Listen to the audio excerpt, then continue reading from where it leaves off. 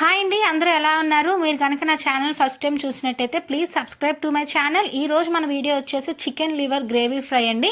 ఇది gravy content ఉండడం వల్ల ఇది రైస్, రోటీ, చపాతీ ఎందులోకైనా సరే సూపర్గా ఉంటుంది. చాలా ఈజీ, చాలా సింపుల్గా చేసుకోవచ్చు. బ్యాచిలర్స్ కూడా చాలా ఈజీగా చేసుకోవచ్చు అండి, చాలా సింపుల్ ఇంగ్రీడియంట్స్తో. ఇది ఎలా చేయాలనేది మనం ప్రాసెస్లోకి వెళ్ళిపోదాం. మనం ఇప్పుడు నేను half KG chicken liver fry చేస్తున్నాను కదండి. దీంట్లో ఉన్న కందనకాయల్ని చిన్న చిన్నగా, అంటే ఒక మీడియం సైజులో కట్ చేసుకుంటాము.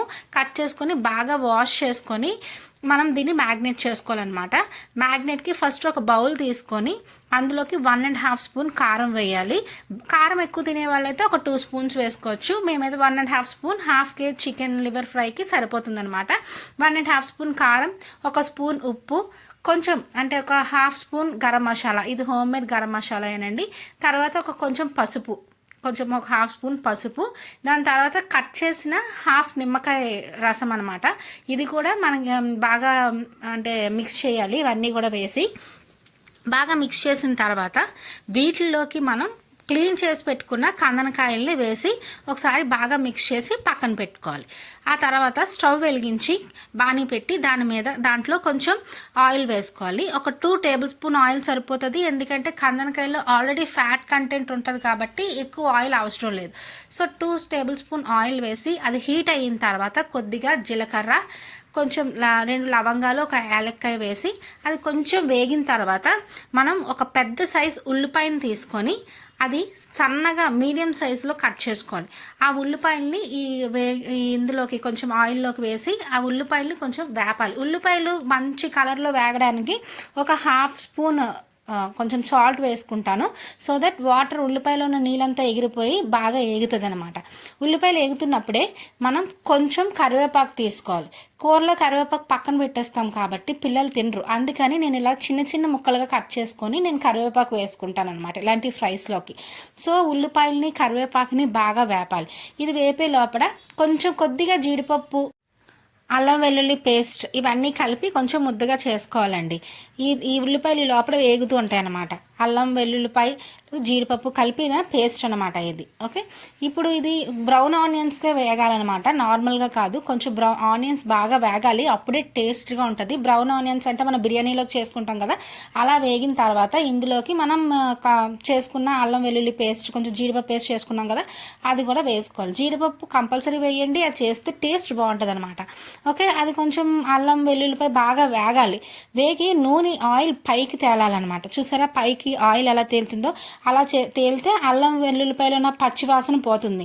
అలా తేలిన తర్వాత మళ్ళీ ఇంకొక హాఫ్ స్పూన్ కారం వేసుకున్నాను, ఎందుకంటే గ్రేవీలోకి కారం కావాలి కాబట్టి.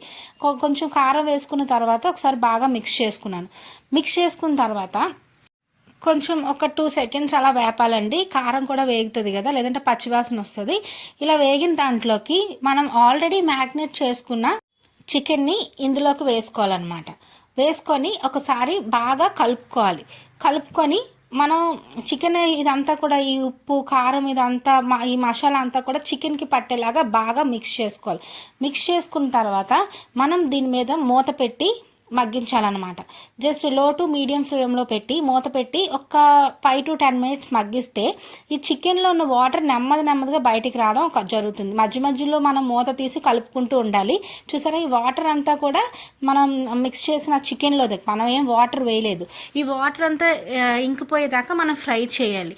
ఎందుకంటే ఈ వాటర్ అంతా ఇంకిపోతేనే మనకి నీసు వాసన రాకుండా ఉంటుంది అనమాట, చాలా టేస్టీగా ఉంటుంది. ఈ వాటర్ అంతా ఇంకిపోయేదాకా కొంచెం మీడియం టు హై ఫ్లేమ్లో పెట్టి చికెన్ని కొంచెం వేపుతూ ఉండాలి. అంతేనండి. ఇది ఇంకా అలా నెమ్మదిగా వాటర్ అంతా ఎగిరిపోయి మంచిగా దగ్గరికి అవుతుంది అనమాట, చాలా మంచిగా దగ్గరికి అవుతుంది.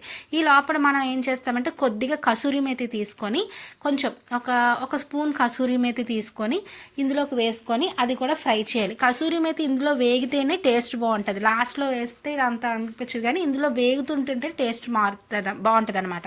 చూసారా పైకి ఆయిల్ ఎలా తేలుతుందో, ఇదే కరెక్ట్ టైం అనమాట. కసూరి మేతి వేసి ఒకసారి బాగా మిక్స్ చేసి మనం కొంచెం మీడియం టు హై ఫ్లేమ్లో పెట్టి కొంచెం బాగా వేపితే మనకి ఈ వాటర్ అంతా కూడా ఎగిరిపోయి దగ్గరికి అవుతుంది అనమాట, గ్రేవీ టైప్లో. ఓకే, ఇంకంతే మనకి ఆల్మోస్ట్. ఇంకా చూసారా ఇలాగ ఆయిల్ పైకి తేలింది అంటే ఇంక మన కర్రీ రెడీ అయిపోయినట్టే. ఓకే, ఇది ఎలాంటి రైస్, రోటీ దేంట్లోకైనా చాలా సూపర్గా ఉంటుంది అనమాట. అంతేనండి, మన కర్రీ రెడీ అయిపోద్ది. కొంచెం కొత్తిమీర వేసుకొని ఫైనల్గా మనం ఒకసారి మిక్స్ చేసుకొని ఒక 2 మినిట్స్ అలా వేపితే మనకి గ్రేవీ కరెక్ట్ కంటెంట్లో సరిపోతుంది అనమాట.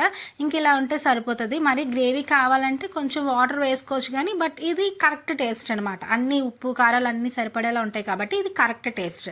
ఇక్కడ మీరు ఉప్పు కారాలు అన్నీ చూసుకొని మీకు ఒకవేళ కారం కావాలంటే ఇంకొంచెం కారం వేసుకోవచ్చు. నాకైతే అన్నీ సరిపోయాయి, చాలా బాగుంది టేస్ట్. ఓకే, మీరు కనుక నా ఛానల్ ఫస్ట్ టైం చూసినట్టయితే సబ్స్క్రైబ్ చేయడం మర్చిపోకండి. అలాగే మీరు ట్రై చేస్తే ఎలాగొచ్చిందో కూడా నాకు కామెంట్ సెక్షన్లో చెప్పండి. Thank you for watching. Like చేయడం మర్చిపోకండి. Thank you.